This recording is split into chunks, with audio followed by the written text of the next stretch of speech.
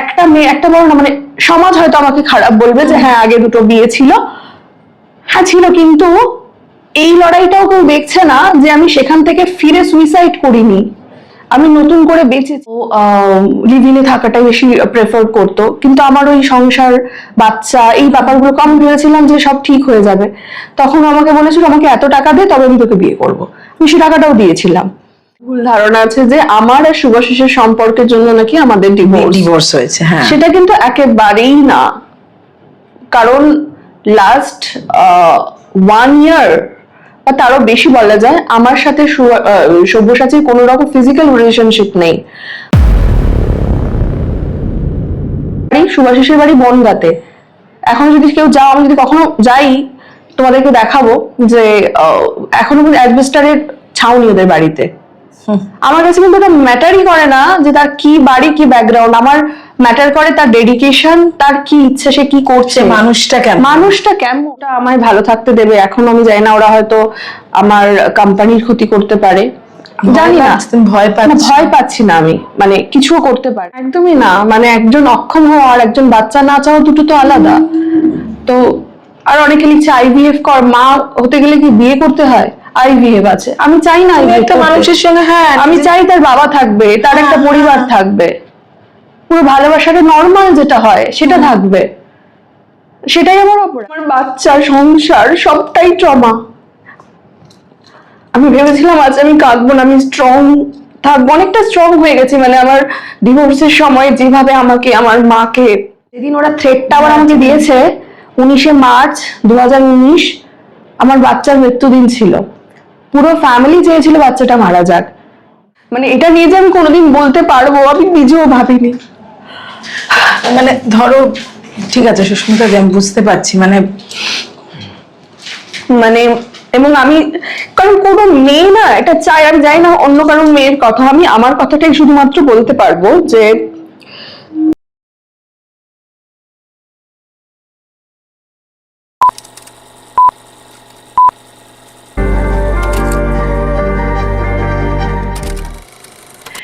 জীবনকে নতুন করে সুযোগ দেওয়ার কোনো সময় হয় না, জীবন একটাই। তাই বারবার নিজের জীবনটাকে সুন্দর করার, ভালো করার অধিকার আমাদের সকলের আছে। ঠিক সেই কারণেই কিছুদিন আগে মেসেজে একটি শুভেচ্ছা বার্তা পাঠিয়েছিলাম। সুস্মিতা দি আমাদের সঙ্গে রয়েছে বিয়ের পর, এবং অফিসে জাস্ট 4-5 দিন বিরতির পরেই অফিসে হাজির। তবে যেটা হলো, আমি ইন্টারভিউ শুরুর আগেও বলছিলাম যে এসে সুন্দর, খুব ভালো এই মুহূর্তটা, আবার নতুন করে জীবনে পথ চলা শুরু, নিজের স্বপ্ন পূরণের কথাই শুনবো ভেবেছিলাম, কিন্তু সকলেই জানেন এক রাতের মধ্যে অনেক কিছু অদল বদল হয়ে গেল। হয়তো সেটা নিজেও চাননি সুস্মিতা দি, কারণ কোনোদিনই কারোর বিপক্ষে কোনো খারাপ কথা, মন্তব্য তিনি করেননি। যাই হোক, সেসব নিয়ে কথা বলবো। ফার্স্টেই অনেক অনেক শুভেচ্ছা, ফুলের তোড়া রয়েছে, কেক কেটে অফিসে এইভাবে শুরুটা হলো দিনটা। কেমন আছো সুস্মিতা দি? কালকে রাতের পরেও এই ঘটনাটা প্রথমেই জিজ্ঞাসা করছি যে কেমন আছো? আমি ভালো আছি, মানে আমি সবসময় ভালো থাকি, পজিটিভ থাকি, যে কোনো মুহূর্তে ভালো থাকি, সেটা সকলেই জানে। কারণ আমার জীবনের ওঠা পড়া, আমার জীবনের স্ট্রাগল, খারাপ থাকা সবটাই মোটামুটি মানুষজন জানে। তো আমাকে ভেঙে ফেলা, টুকরো করে ফেলা একটু কঠিন। তো ঠিক আছি, ভালো আছি, বলতে পারো যে অনেকটা ফ্রেশ লাগছে।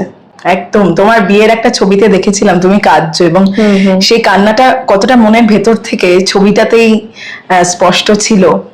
এত আনন্দের দিনে ওটা কি আনন্দাশ্রুই বলা যায়? মানে ওটা, হ্যাঁ একদমই, মানে ওইটা না, জেনারেলি মেয়েরা কাঁদে আমি দেখেছি সিঁদুর দানের সময়, বাট আমি যখন ওই হেঁটে মণ্ডপটায় ঢুকছিলাম, বিয়ের ছাতনাতলাটা পর্যন্ত যাচ্ছিলাম শুভ দৃষ্টির আগে, তখন মানে ধরো আমরা শুটিং তো করেছি অনেক, বাট ওই যখন হেঁটে যাচ্ছিলাম তখন আমি সত্যিকারে মানে শেক হচ্ছিল, মানে আমি কাঁপছিলাম, এবং ওই পান পাতাটার আড়ালে দাঁড়িয়ে আমি কেঁদে ফেলেছিলাম যে হ্যাঁ সত্যি, মানে আমি যে স্বপ্নটা দেখতাম যে আমি বাঁচতে পারি, মানে কালকে লাইভ দেখে অন্তত সকলে কিছুটা হলেও বুঝেছো যে আমি হয়তো বেঁচে ছিলাম, বা ওই সো কল্ড একটা সুন্দর পরিবার যেটা দেখানো হতো তার মধ্যে অনেক কিছু মুখ বন্ধ করে চুপ করে আমি সহ্য করেছিলাম। তো ওটা তো অ্যাকচুয়ালি বাঁচা ছিল না, আমার কিছু করারও ছিল না। এবং প্রতিনিয়ত যে ব্ল্যাকমেলের মধ্যে দিয়ে আমাকে থাকতে হতো এবং একটা সোকল সুন্দর ফ্যামিলি দেখাতে হতো, যেখানে বাচ্চাটাও আমার নেওয়া অ্যালাউড ছিল না। অ্যাক্সিডেন্টাল আমরা জানতাম না, মানে আমি কখনো বলিনি কাউকে, আমরা ওই ঘটনাটাই জানতাম যে হ্যাঁ হ্যাঁ হ্যাঁ যে দুর্ঘটনাটা ঘটেছিল। আসলে আমি এগুলো আসলে এখনো বলতে চাইনি, মানে এবং শাহরুখ আমাকে লাস্টে শুভেচ্ছা বার্তাটাতেও আমাকে যে ছবিটা পোস্ট করেছে, সাধের যে ছবিটা, সেখানে যে খাবারগুলো ছিল এভরিথিং কিন্তু আমার খরচ করা, স্বাদটাও কিন্তু ওরা নিজেরা খরচ করে দেয়নি। ফলে এটা সম্পূর্ণটাই চেয়েছে আমার নতুন জীবনে যাতে আমি খুশি না থাকি, সেটা পরিষ্কার তার লেখাতে, যে এবার থাম, যে এটা যেন তোর শেষ বিয়ে হয়, বা এবারের বরটাকেও আমাকে খুঁজে দাও। আচ্ছা তুমি একটা বলো তো, ধরো সাপোজ আমি তোমাকে পরিষ্কার করে বলছি, অনেক মানুষের এটা জানা নেই, ও যে বারবার বলে প্রতিটা ক্ষেত্রে ওর ক্রেডিট নিতে চায় যে সবকিছুতেই, মানে সুস্মিতা রয় মানে হচ্ছে শায়দ চক্রবর্তী বা চক্রবর্তী ফ্যামিলির দ্বারা সমস্ত কাজ করার কোনো পরিচিতি। হ্যাঁ হ্যাঁ হ্যাঁ, সেটা তো নয়। আমি তার আগে অভিনেত্রী ছিলাম, তারপরে ওর সাথে একই সিরিয়াল করতে গিয়ে আলাপ, এবং পরবর্তীকালে ওর দাদার সাথে আলাপ এবং প্রেম বিয়ে। তার অনেক পরে ব্লগিং, মানে আমাদের জীবনের স্ট্রাগলটা যথারীতি নেই, যখন আমরা অলরেডি সিরিয়াল করছি এবং মোটামুটি একটা ঠিকঠাক পজিশনে, তখন গিয়ে ব্লগিংটা স্টার্ট হয়েছে। কিন্তু আমাদের স্ট্রাগলটা কিন্তু কেউ জানে না, মানে মানুষজনের সামনে থেকে যেটা দেখে সেটা। তুমি তো করতেই না, তুমি অনেক পরে। না, আমার অ্যাকচুয়ালি সোশ্যাল মিডিয়াটা ভালোই লাগতো না। মানে প্রথমত হয়তো আমি সেই একটা ফেক দুনিয়ায় কাজ করি, মানে অভিনয় মানে তো একটা নকল জিনিস, তো যা আসল নয়, যা আসল নয় সেটা অভিনয়ের মাধ্যমে ফোটানো। কিন্তু ব্যক্তি জীবনে আমি না খুব একটা মানে পছন্দ করি না শো অফ বা দেখানো, বাট যুগের সাথে তাল মেলাতে গিয়ে আমাকে সেটা করতে হয়। সেটা কখনোই হয় না যে তুমি যে কাজটা করছো সেটা তোমার মন কি সাপোর্ট করছে, তো সেটা আমার এই ক্ষেত্রে সেটা করে না, আর যুগের সাথে তাল মেলাতে গিয়ে আমাকে করতে হয়। তুমি আমাকে সাপোজ বলো, ধরো আমি একটা কোনো প্রমোশন করছি, তুমি একটা কোনো প্রমোশন করছো, তোমাকে কেউ বললো যে তুমি যার প্রমোশন করছো, আমি সরাসরি বলছি যে মেডোকার্ডের প্রমোশনের জন্য ফার্স্ট সুভাষিস আমার সাথে কন্ট্যাক্ট করে, ঠিক আছে?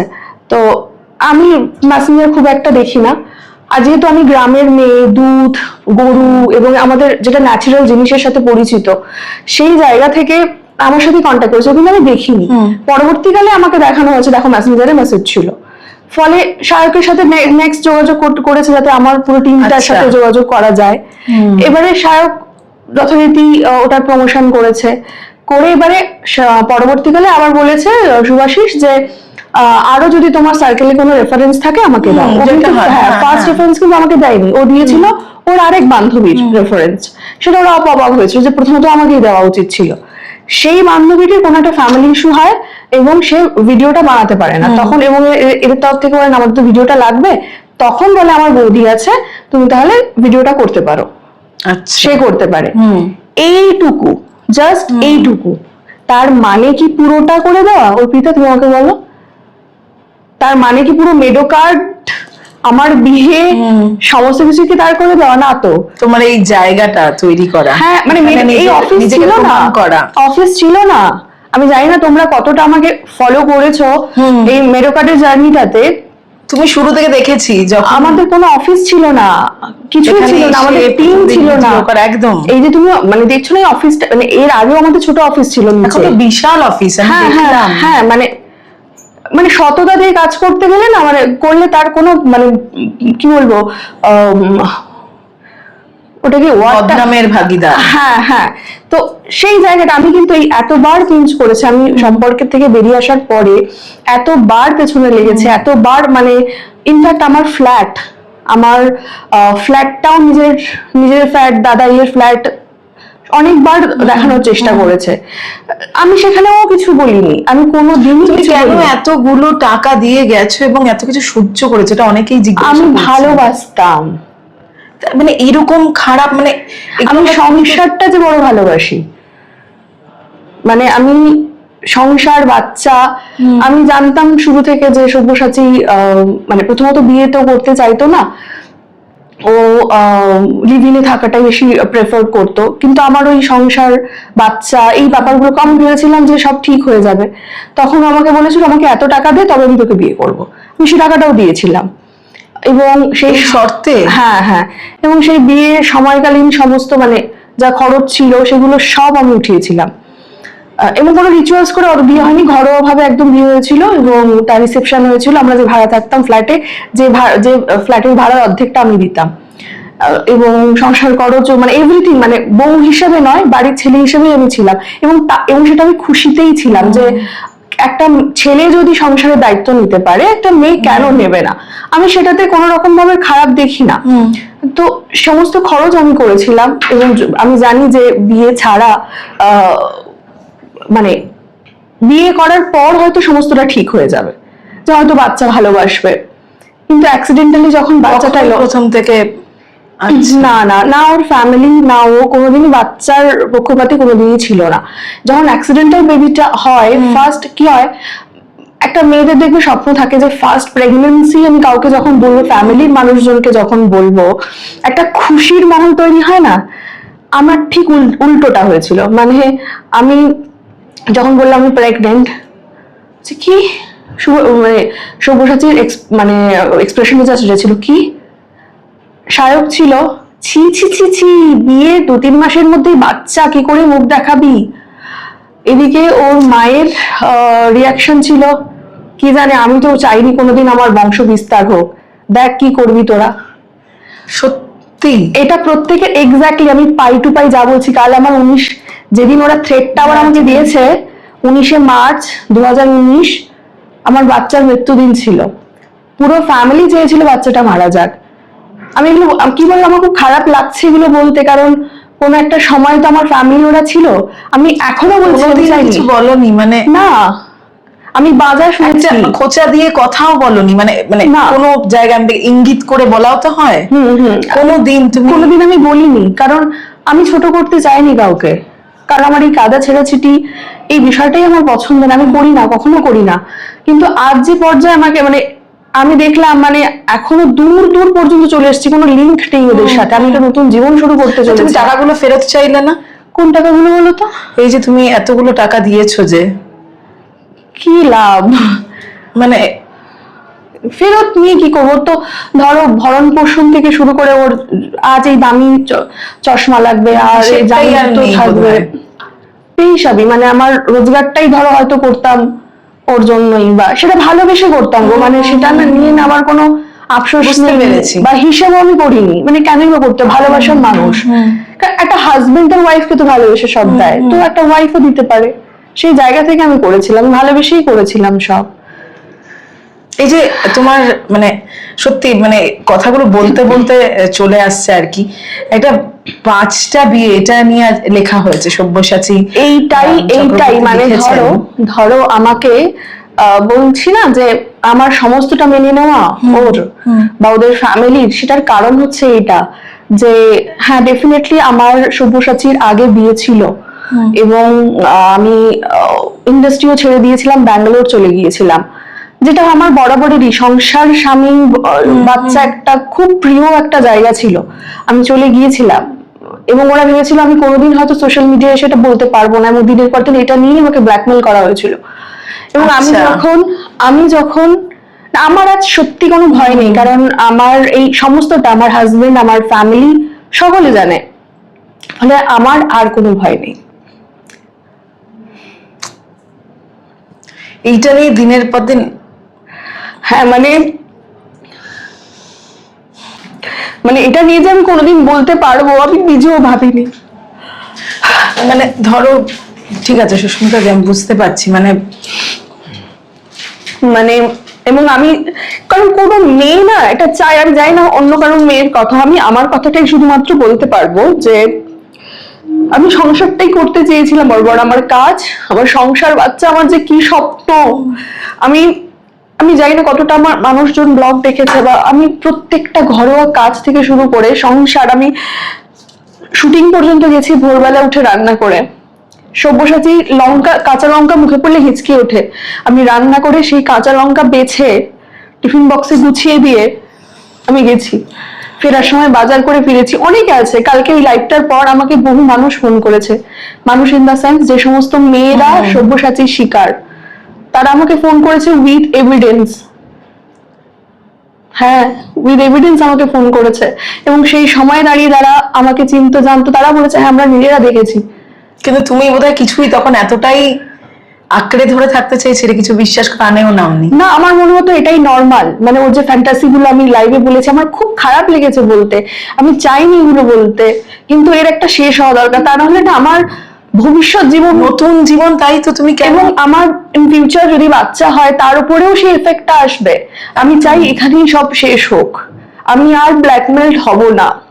এবং আমাকে দিনে আমি ধরো যেখানে বিয়ে করে গেলাম সেখানে দেখলাম যে তার ওখানকার একটা গার্লফ্রেন্ড আছে, তার একটা বাঙালি বৌমা দরকার ছিল ফ্যামিলি, তাই এখান থেকে নিয়ে যাওয়া, যেমন দেখো না সিনেমায় ঘরোয়া বৌমা, ঘরোয়া বৌমা ঘরে থাকবে এবং সব কাজকর্ম করবে, এবং সে ছেলে সেবা ফুর্তি করবে। করুক যাই করুক, ওই বিষয়টা, সেখান থেকে আমি বেঁচে ফিরে এসেছি।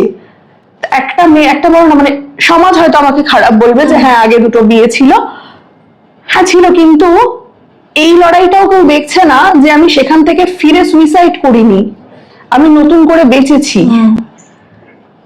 একদম একদম। এক্ষেত্রে আমি একটা কথা সকলকে বলি যে একাধিক বিয়ে নিয়ে অনেকেই বলছেন বা লিখছেন, আমাদের জীবনে একাধিক প্রেম আসে, ধরুন বিয়ে অব্দি এগোই না, সেই প্রেম তো ভাঙে, আমরা নতুন করে আবার প্রেমে পড়ি। বিয়েটা একাধিকবার হলে কেন এত প্রশ্ন, মানে ওই আইনি বা একটা মানে কোথাও গিয়ে সমাজের চাপ, মানে আমাদেরও একাধিক প্রেম আসে এবং সেটা ভাঙে, আমরা নতুন করে আবার প্রেমে পড়ি, তাই না? একদমই। এবং বারবার এই জিনিসটা আমি দেখি যারা এটা নিয়ে আমাকে দিনের পর দিন ব্ল্যাকমেল করে গেছে, আমি সব্যসাচীর ফ্যামিলির কথাই বলছি, সব্যসাচীর কথাই বলছি, ইনফ্যাক্ট সে তো দিনের পর দিন বিভিন্ন মেয়ে বদলেছে, 3 মাস অন্তর, 2 মাস অন্তর, সে সব আমার জানা দেখা, এবং আমাকে এবং তাদের সাথে সমস্ত কিছু আমাকে ভিডিও পাঠানো হতো। তোমার কাছে সবটাই এখন প্রমাণ আছে? প্রমাণ আমার কাছে নেই, না, সমস্ত মেয়েরা। হ্যাঁ হ্যাঁ, ওই তো, সেটাই সবচেয়ে বড়, বুঝতে পেরেছি। তো আমি সত্যি বলতে এগুলোর কাদা ছেটাছেটি করতে চাই না, এখনো চাই না।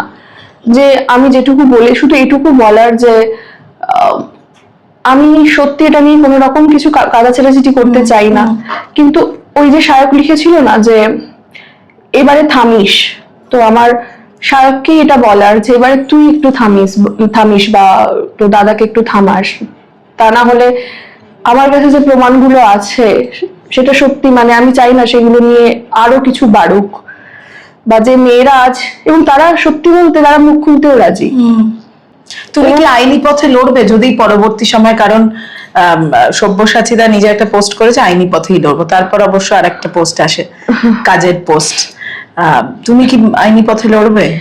দেখো, লড়বো আমি অবশ্যই, মানে সেটা আইনি পথে হোক, বেআইনি পথে হোক, যে পথেই হোক, কারণ আমার কাছে সব থেকে আগে হচ্ছে আমার মাতৃত্ব, আর সেটা যদি কেউ ধ্বংস করতে আসে আমি পুরো গোষ্ঠী ধ্বংস করে দেব। এইখানে একটা কথায় আসে, এটা হয়তো তোমার কথা শুনে আজকে বুঝলাম তুমি কেন এই স্ট্যাটাসটা দিয়েছিলে যে আমি মা হতে চেয়েছি। অনেকেই ভাবছেন মা হওয়ার জন্য আরেকটা বিয়ে, এটা অনেক মহিলারাও লিখছেন। মা হতে চেয়েছি বারবার কেন এই কথাটা বলেছে, এবং আমার মনে হয় সায়কও এটা ভেবেছে যে তুমি তার দাদাকে একদম বলেছি, হ্যাঁ, মানে সেই কারণে তুমি বলোই নেই পোস্টটা। একদমই না, মানে একজন অক্ষম হওয়া আর একজন বাচ্চা না চাওয়া দুটো তো আলাদা। তো আর অনেকে লিখছে আইভিএফ কর, মা হতে গেলে কি বিয়ে করতে হয়? আইভিএফ আছে, আমি চাই না একটা মানুষের সঙ্গে, হ্যাঁ, আমি চাই তার বাবা থাকবে, তার একটা পরিবার থাকবে, পুরো ভালোবাসাটা নর্মাল যেটা হয় সেটা থাকবে, সেটাই আমার অপরাধ। মানুষ ভুল বুঝছেন, কিন্তু অনেকে ভাবছেন যে তুমি বোধহয় আবার প্রেগনেন্ট সেই কারণে বিয়ে করছো, সেটা আমি জানতে চাইবো না। সেটা আমি এবারে প্রেগন্যান্সিটা সত্যি বলছি অর্পিতা, গতবারের প্রেগন্যান্সিটা বড্ড ওপেন ছিল সবার কাছে, আমি এবারে প্রেগন্যান্সিটা একদম গোপনে চাই। আমি চাই না মিডিয়া জানুক, কেউ জানুক, আফটার ডেলিভারি সবাই জানুক, মানে আমি যেখানে শেষ করেছিলাম তারপর থেকে আমি শুরু করতে চাই। মানুষ তো দেখেছিল আমি প্রেগনেন্ট ছিলাম, তারপর ডেলিভারি হতে গিয়েছিলাম, তারপরটা শূন্য হয়ে গিয়েছিল, আমি শূন্যতা থেকে পূর্ণতা চাই, তারপর মানুষ জানুক। তোমার কাছে এটা ট্রমা, মানে এই পুরো সবটাই ট্রমা, মানে আমি নিজেও শুনছি, আমি মানে আমার বাচ্চা, সংসার সবটাই ট্রমা। আমি ভেবেছিলাম আজ আমি কাঁদবো না, আমি স্ট্রং থাকবো, অনেকটা স্ট্রং হয়ে গেছি। মানে আমার ডিভোর্সের সময় যেভাবে আমাকে আমার মাকে মানে এত নোংরা ভাবে মানুষজন অ্যাটাক করেছিল, সেখানে হয় না একটা আগুনে একটা মানুষ পুড়ে যে শক্ত লোহা তৈরি হয়ে যায়, আমি সেরকম তৈরি হয়েছি।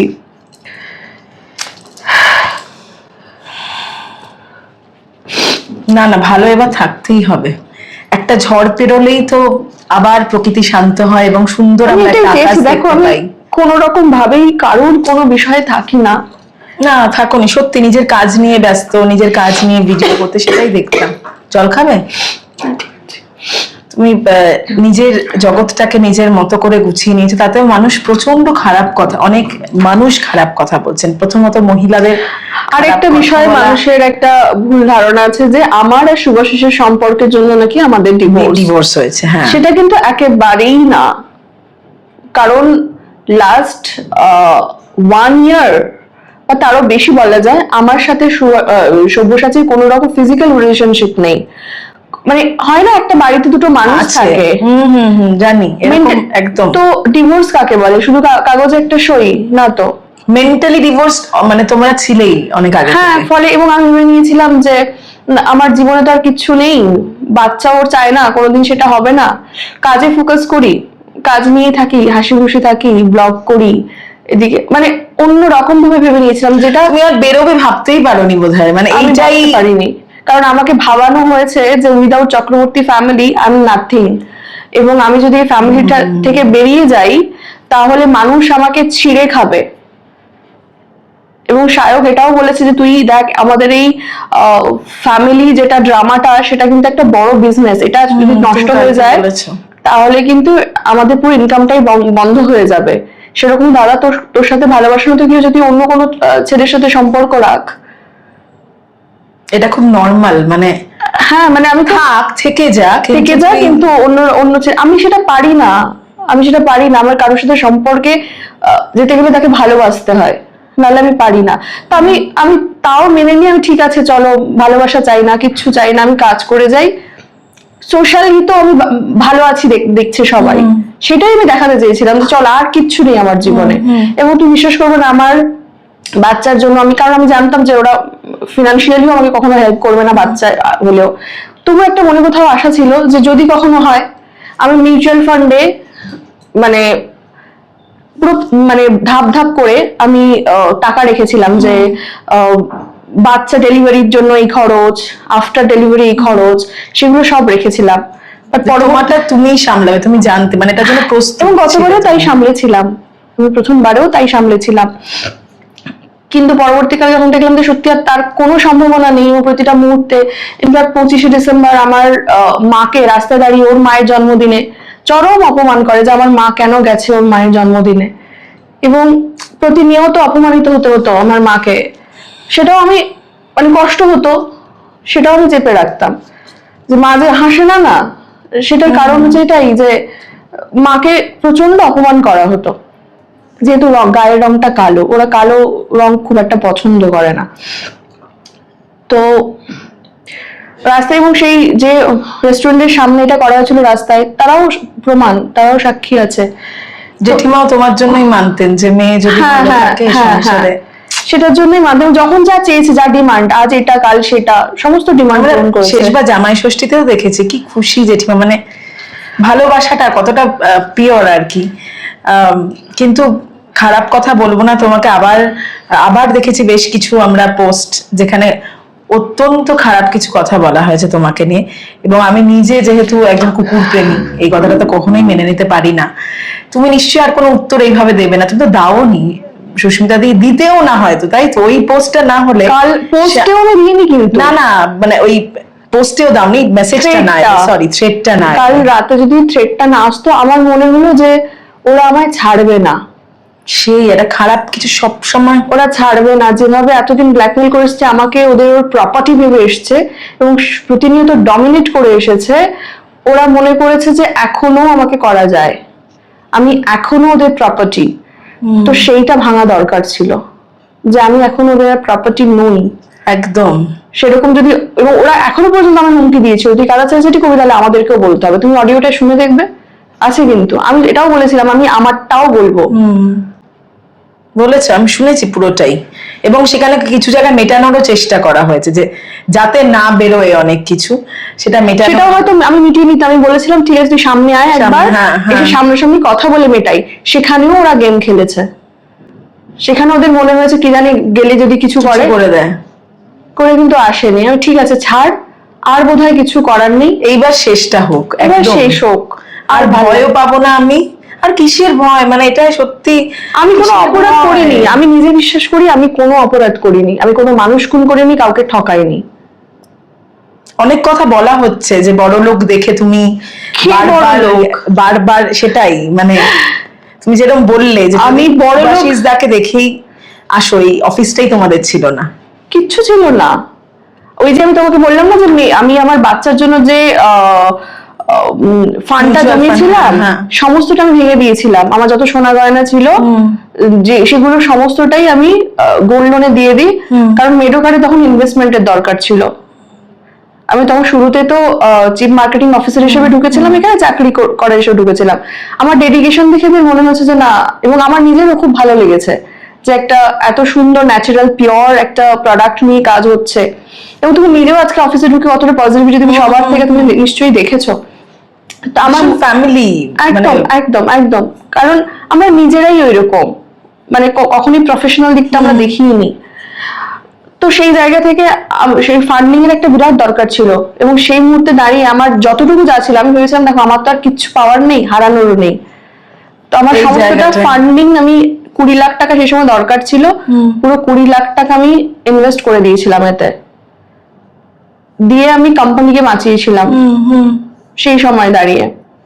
তারপরে গিয়ে আস্তে আস্তে আমার মার্কেটিং স্ট্র্যাটেজি এবং আরো কি করা যায়, আমি শুভাশিস দুজনে মিলে প্রতিনিয়ত, এবং তখন কিন্তু মানে ওই প্রফেশনাল সম্পর্কই, মানে তখন কিন্তু ওই বন্ধুত্ব ব্যাপারটা তৈরি হয়নি।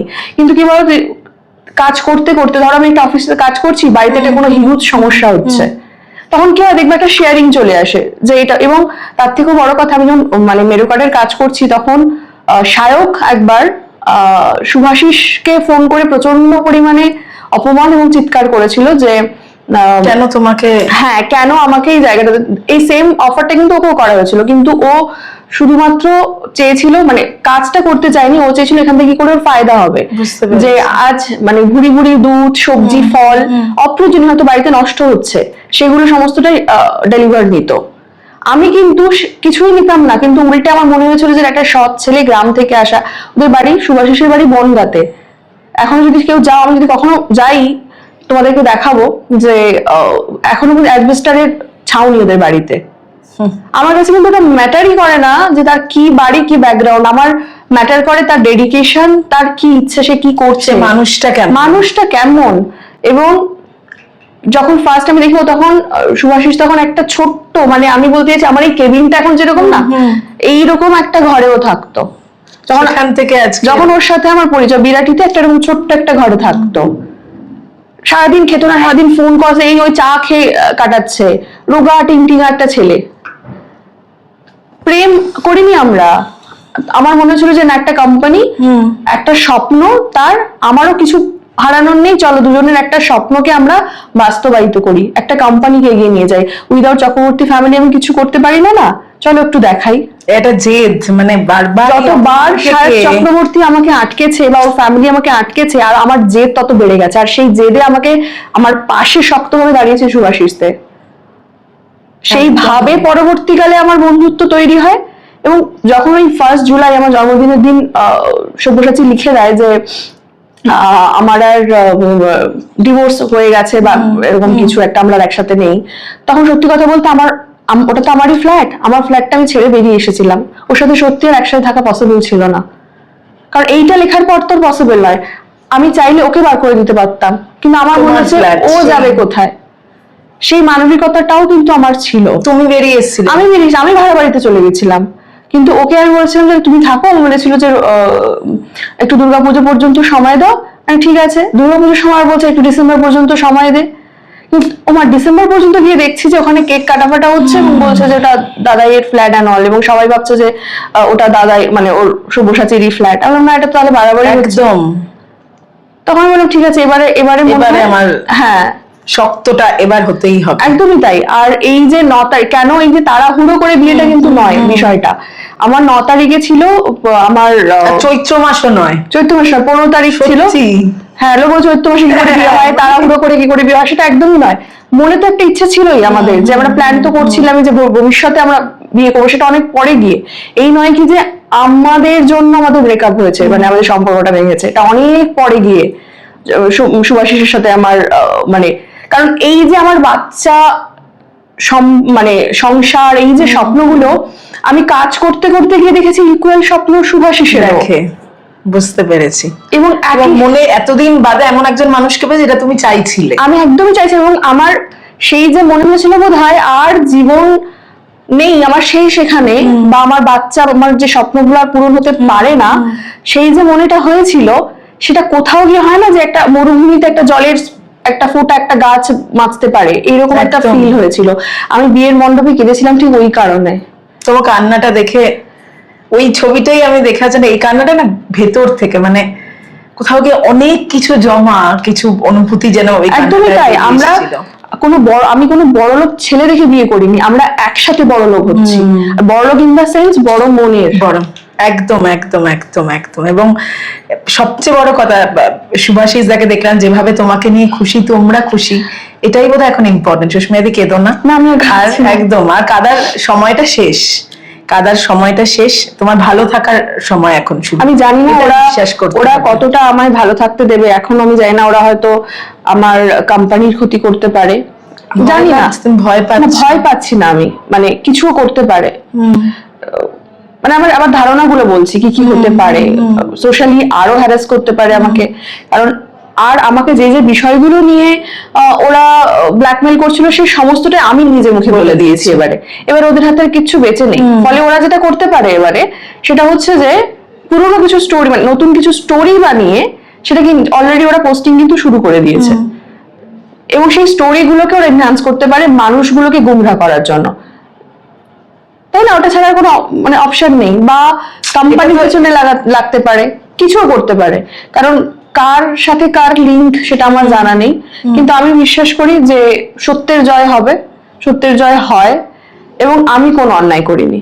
এবং এটা কিছুটা হলেও তো তোমার দুই পরিবারই এফেক্টেড হবে, যতই সবাই জানুক, যতই ভালোবাসুক, তাই না? নতুন যে পরিবার এফেক্টেড তো হবেই। তারা দেখো, তারা এখনো পর্যন্ত বলছে ডোন্ট ওয়ারি, আমরা পাশে আছি। ইনফ্যাক্ট কালকে যখন আমি লাইভটা করেছিলাম, ফুল ফ্যামিলি আমার সামনে বসেছিল, তারা সমস্তটাই শুনেছে, এবং তারা আগে থেকে জানেও, সমস্ত বিষয়টাই জানে, মানে আলাদা করে তো আমি লুকিয়ে কিছু করিনি। ফলে আমার শ্বশুরবাড়ির ফ্যামিলি ফুল অন আমার সাপোর্টে, ফলে সেই দিকে ভাঙা কারোর পক্ষে পসিবল নয়। টাচউড, একদম তাই হোক, একদম এটাই তোমার আসল শক্তি, একদম। আসল সাহস। এবং তোমায় সত্যি কাঁদতে দেখতে চাই না। আমি সত্যি যখন মেসেজটা করেছিলাম, আমি সত্যি তোমার নতুন জীবন শুরু, ভালো থাকা, অ্যাকচুয়ালি আজকের ইন্টারভিউটা তো এরকম হবে আমিও ভাবি। হ্যাঁ, মানে এটাই কালকে মানে সবকিছু বদলে গেল একটা রাতের মধ্যে, এবং হতোও না, এটা কোনদিন জানতেই পারতাম না, মানুষ জানতেই পারতেন না, সুস্মিতা দিয়েও বলতো না। কিন্তু এবার একটু হাসো, ভালো থাকো। এখন একদম। হাসানোর মানুষটা চলে এসছে, তোমায় ভালো রাখার, তোমরা দুজন ভালো থাকার মানুষ চলে এসছে, মানে একসঙ্গে হয়েছে। তো নতুন শ্বশুর বাড়িতে কেমন কাটছে একটু দিন শুনি। এর মাত্র 4-5 দিন, হাতে মেহেন্দি এখন। না, বিষয়টি হতো এটা ঠিক শ্বশুর বাড়ি নয় তো, আমার শ্বশুর বাড়ি বনগাঁতে। ও আচ্ছা, এখানে তোমাদের বুঝতে পেরেছি। এখানে যে ফ্ল্যাটটা নেওয়া, সেটা আমরা দুজনে মিলে নিয়েছিলাম, এবং সেটা নিয়েছিলাম আমরা নভেম্বরের মিডিলে।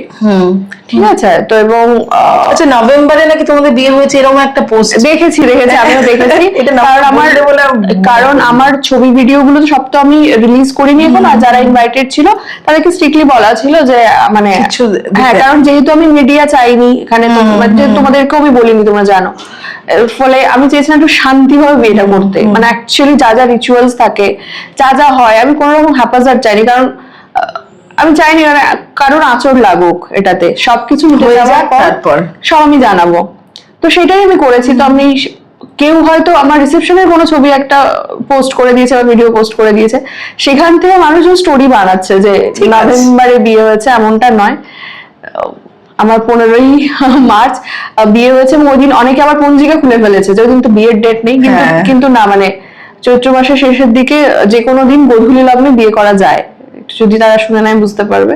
তো গোধূলি লগ্নেই আমার বিয়ে হয়েছে এবং খুব ভালো বিয়ে হয়েছে, যেটা হয় না যে একটা স্পেশাল ডে হিসেবে মনে রাখার মতন, পুরো মনে রাখার মতন একটা আনন্দের সঙ্গে ভালোবাসার সঙ্গে, যেহেতু মন থেকে, তাই জন্য একদমই একদমই। তো যাই হোক, এখন নতুন সংসার, নতুন অফিস নয়, কিন্তু যাই হোক এখন তোমার মানে প্রথম বিবাহিত, হ্যাঁ পরে নতুন, একদম প্রথম বেবি, নতুন সংসার, সবটাই এখন গোছানোতে ব্যস্ত। খারাপ কিছুতে মন দিয়ে সময় নষ্ট করে না লাভ একদম নেই। নেই, সত্যি সেটা নেই। নেগেটিভিটি আসতেই দিও না, তাই না? আসতে দাও না বোধহয় সুস্মিতা না, দি। খুব একটা আমি দিই না। তো যারা খারাপ কথা বলছেন বলুন, সুস্মিতা দি ভালো থাকুক এটাই চাই। শেষে কি বলবে? মানে প্রচুর মানুষ প্রচুর কথা বলছে, অনেকে তোমার পাশে আমি দেখেছি কল রেকর্ডটা পোস্ট করার পর আরো অনেকের ধারণা বদলে গেছে, মানে সবাই ভাবছিল তুমি ভিকটিম কার্ড খেলছো বা এরকম বলছো, সেটা কল রেকর্ডটা, তুমি কি বলবে? মানে যারা, দেখো, মানে তাও যারা নানান কথা বলছেন, তাদেরকে না সত্যি আটকানো সম্ভব নয়, মানে তারা তাদের মতন বলবে। কিন্তু আমার শুধু এটুকু রিকোয়েস্ট যে আমি কারোর সাথে পাচে নেই, আমাকে নিয়ে এই জটলাগুলো বন্ধ হয়ে যাক। মানে আমি নতুন একটা জীবন শুরু করেছি, আমাকে আমার মতন থাকতে দিন, একদম বাস এইটুকু বলার। একদম। Thank you, thank you.